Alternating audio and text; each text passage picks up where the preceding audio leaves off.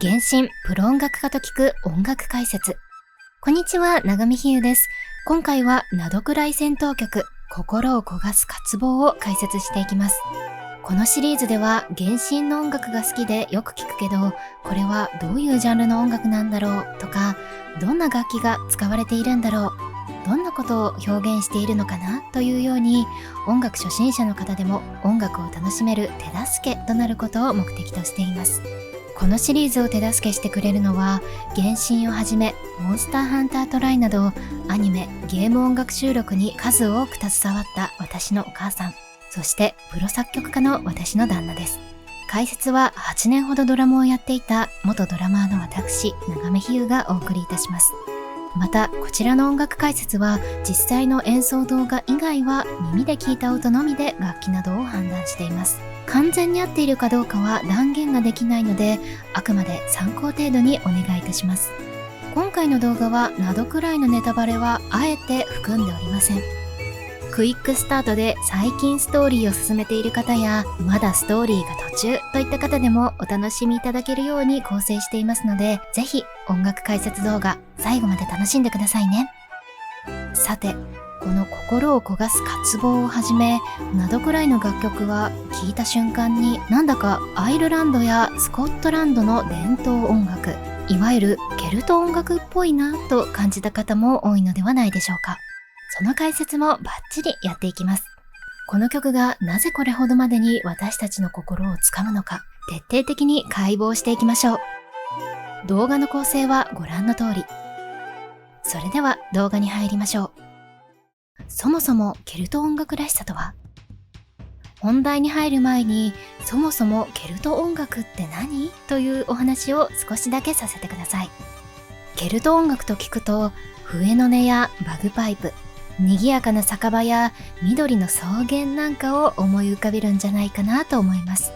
これは特定の一国の音楽ではなく、アイルランドやスコットランドなどに伝わる伝統音楽を広く含んだ呼び方なんです。そして私たちが聞いて、あ、ケルトっぽいと一瞬で判断している正体は、実は雰囲気ではなく演奏技法と旋律の作り方にあります。具体的には次の5つの特徴に絞ることができます。ティンホイッスルなどの独特な管楽器の音色、音の直前に入る細やかな装飾音、短いメロディーを繰り返すモチーフの反復、8分音符や16分音符が連続する細かいリズム、ブズーキなどの発弦楽器による細やかなストラム。つまりケルトらしさというのは珍しい楽器を使っているからというだけで決まるわけではないんですね。これらを踏まえて、この曲の緻密に構成された中身を見ていこうと思います。それではナドくらい戦闘曲心を焦がす渇望を聴いていきましょう。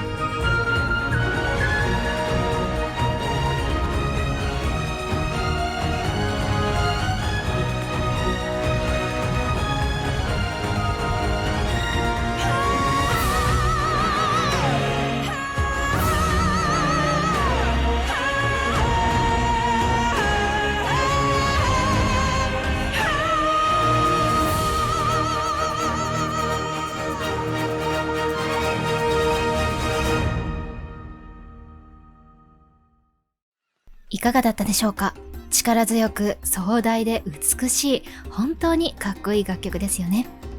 ちょっと脱線するんですが、私は今までショートで原神キャラ解説動画を上げていました。見たことありますか？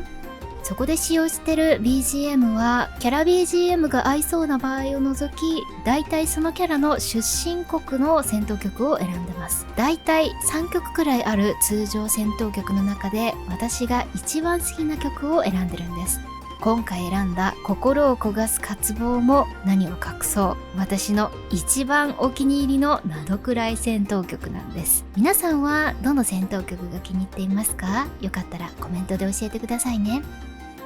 それでは話を戻して心を焦がす渇望について解説していきましょう。民族楽器だけではケルト音楽にならない。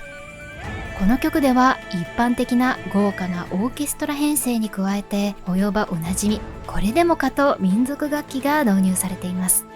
主旋律を取る高音の笛、ティンホイッスル、独特の持続音と哀愁を放つバグパイプ、チャカチャカとした小気味よいリズムを刻むマンドリンに似たブズーキや12弦ギター、さらに古風な響きのニッケルハルパや金属的な不穏さを作るティンバロムまで、本当に民族楽器がてんこ盛りです。ホイッスルやバグパイプが鳴った瞬間、一気にケルトの世界に持っていかれますね。でもこの曲の本当にいいところは、単に民族楽器を前に出しただけではない点です。高音域で突き抜けるホイッスル、中音域の厚みを作るパイプス、中音域の細かいリズムアタックを担うブズーキや12弦ギター、そして後ろではオーケストラのストリングスやブラス、激しいパーカッションが戦闘曲としての絶対的な強度を支えています。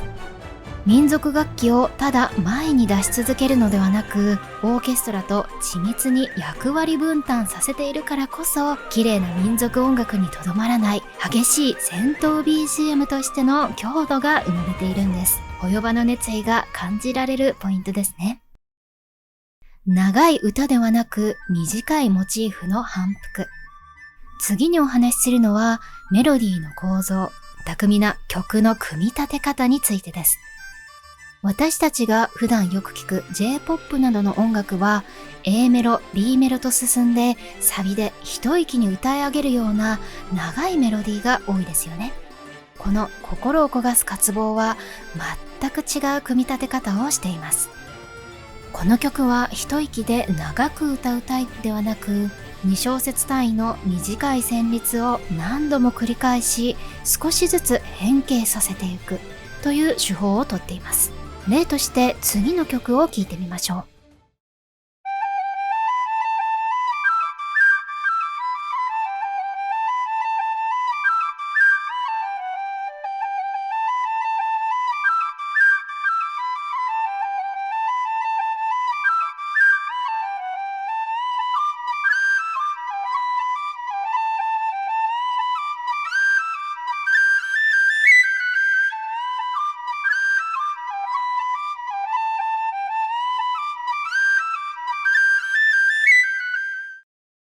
まず一つ目のパターンとして、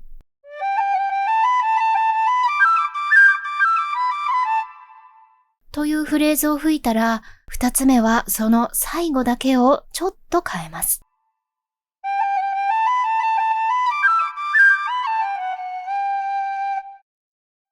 三つ目は今までのリズムを踏襲しつつ、メロディーを別の形で展開させるといったイメージです。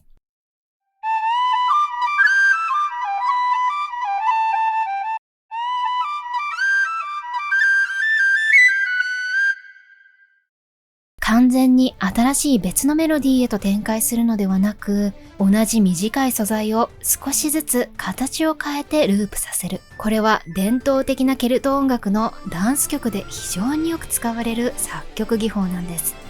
同じリズムが何度も何度も形を変えて押し寄せることで、聴き手は知らず知らずのうちに独特の高揚感だったり、この曲における引き込まれるような緊張感を植え付けられます。音色だけでなくメロディーの骨組みそのものがケルト的だからこそ、私たちはこの曲に深い説得力のようなものを感じるわけです。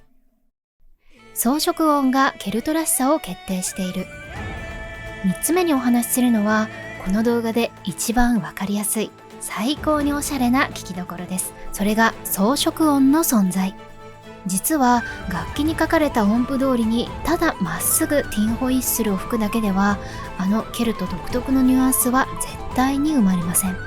本場のケルト演奏では、音と音の間に人間の耳では捉えきれないほど一瞬だけ別の高い音や低い音を挟み込みます。指で穴を一瞬だけ弾くカットやタップ、ロールと呼ばれる伝統的な装飾音です。実際に旦那に実演してもらったので、ちょっと見てみましょう。動画では実際にティンホイッスルの音を出すとちょっと近所迷惑になってしまうので、息を軽く入れた感じで演奏してもらっています。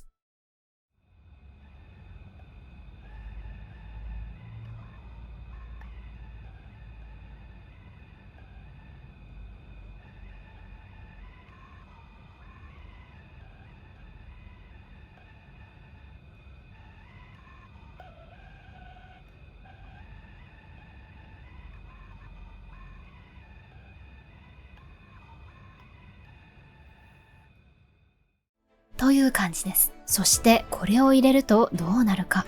音の直前に一瞬だけ上の音が混ざることで、メロディーに細やかな凹凸やしゃくり上げるような絶妙なニュアンスが生まれます。該当部分を聞いてみましょう。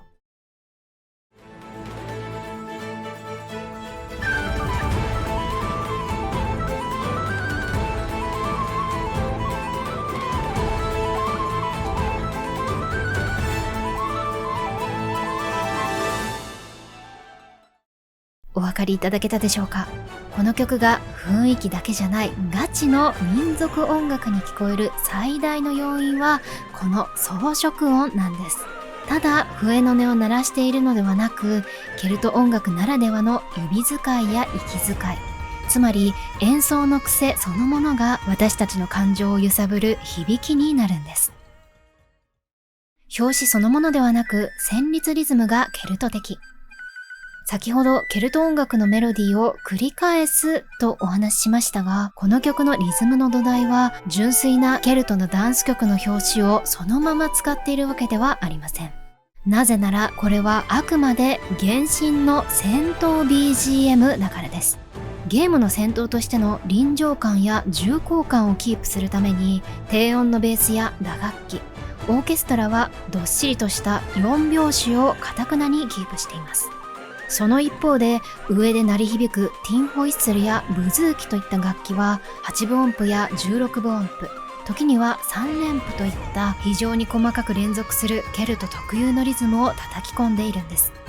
つまりこの曲の構造は、土台となるベースやドラムはゲーム音楽、戦闘曲のルールで激しく動き、その上で踊るメロディーはケルト音楽のルールで動いているという見事な2層構造になっています。このリズムの役割分担があるからこそ、ケルトの軽快で疾走感のある空気をまといつつも、戦いにふさわしい重みと緊迫感が一切失われない素晴らしい仕上がりになっています。サウンドデザインがもたらす感情の正体。最後に全ての要素が混じり合った結果生まれるサウンドデザイン。そして私たちが感じる感情の正体についてです。広域で綺麗に抜けるティンホイッスル、アタック感を足すブズーキ、そして後ろを支えるオーケストラ。これらが完璧なバランスでミックスされていますが、曲の山まで入ってくるこのクワイア、これが本当に美しいです。ケルト音楽の疾走感の中にこの人間の声が重なることで、単なる戦闘の激しさだけではなく、どこか神聖で悲劇的で、しかし運命に抗いたい焦燥感が一気に押し寄せてきます。フォンテーヌの主題曲でも限界を超えて溢れ出すようなコーラスが独特な叫びを表現していましたが、近年の原神音楽はこの声の使い方がとても美しいですよね。民族楽器をただ前に出し続けるのではなく、ここぞという場面でオーケストラやクワイアと融合させる。この卓越したサウンドデザインこそが、私たちがこの曲を聴いた時に胸を締め付けられる、あの独独特な感情の正体なんです。いかがだったでしょうか？心を焦がす渇望。この曲の本当の凄さは、ケルト音楽をただそのままゲームに持ってきて鳴らした、移植したことではありません。ケルト音楽のメロディーの作り方や装飾音といった本質的な遺伝子を一度バラバラに分解し、ゲームの戦闘 BGM へと見事に再構成。つまり完璧に変換してみせた点にあります。だからこそ私たちは手に汗握る激しい戦闘の中でただ圧倒されるだけではなく、内側から湧き上がってくるような過酷な運命に立ち向かう力強さを全身で浴びるように感じてしまうのかもしれません。今回の動画はここまで。また解説してほしい曲などありましたらぜひコメントしてくださいね。この動画が面白かったらチャンネル登録と高評価よろしくお願いいたします。それではまた。